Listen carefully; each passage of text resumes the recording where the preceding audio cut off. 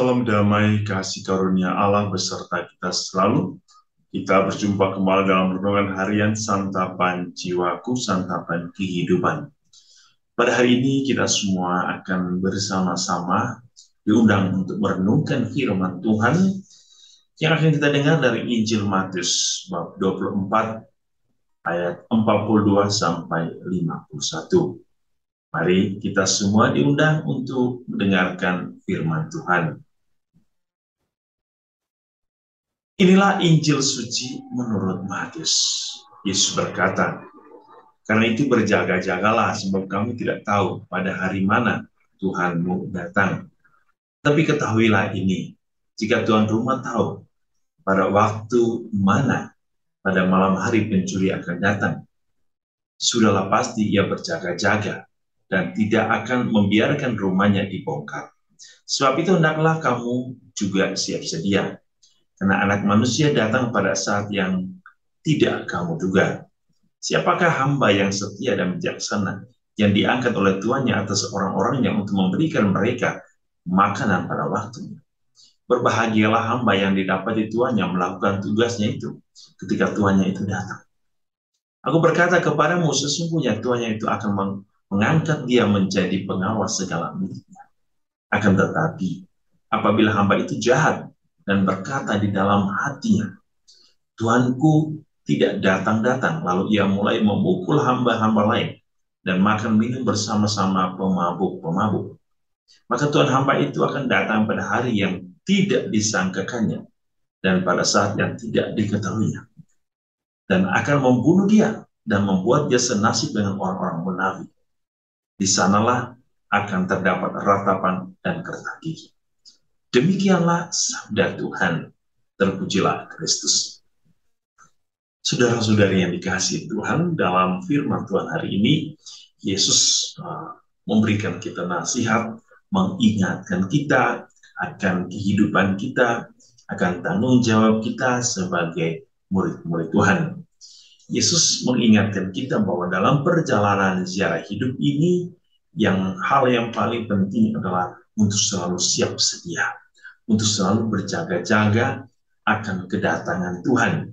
Bahwa ketika Tuhan akan datang menjemput kita kembali, kita sudah siap dan kita sudah berjaga-jaga dengan kehidupan iman kita. Dalam surat pertama Rasul Paulus kepada umat di Korintus, dalam bacaan pertama hari ini, Santo Paulus mengingatkan kita bahwa kita adalah orang-orang yang sudah dikuduskan di dalam Kristus. Bahwa menjadi orang-orang yang sudah dikuduskan oleh Yesus sendiri, maka sebagai murid Tuhan kita mempunyai tanggung jawab untuk menjaga kasih karunia dan damai sejahtera Allah yang telah menguduskan kita, yang telah menyertai kita dalam perjalanan ziarah hidup ini. Paulus mengatakan bahwa murid-murid Tuhan adalah orang-orang yang harus selalu kaya di dalam perkataan, di dalam pengetahuan akan Allah. Sebab apa? Orang-orang yang telah dikuduskan Allah dan menjadi murid Tuhan adalah orang-orang yang sudah menerima kasih karunia Allah, orang-orang yang sudah menerima anugerah Allah. Maka orang-orang yang sudah menerima anugerah Allah ini menyebut dirinya murid.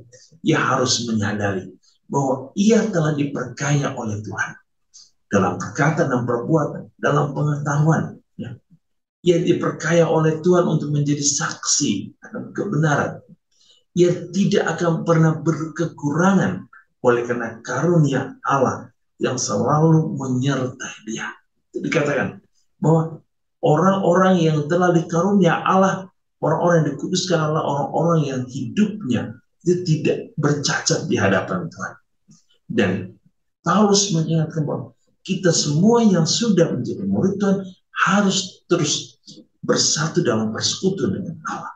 Itulah menjadi hamba, itulah menjadi murid yang setia, murid yang berjaga-jaga.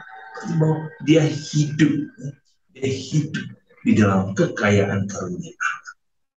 Perjalanan waktu kita, jarak waktu kita, itu susah untuk ditebak sampai kapan kita berakhir.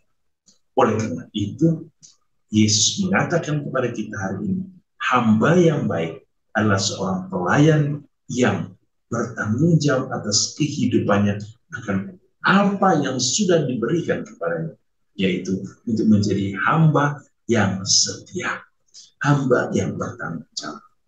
Saudara-saudari, mari semoga hari ini kita menjadi murid-murid, menjadi hamba, menjadi pelayan yang siap, yang bertanggung jawab, yang selalu ada dalam seluruh karya hidup kita ada untuk Allah. Tuhan memberkati kita dengan berkat-Nya yang berlimpah. Dalam nama Bapa dan Putra dan Roh Kudus. Amin.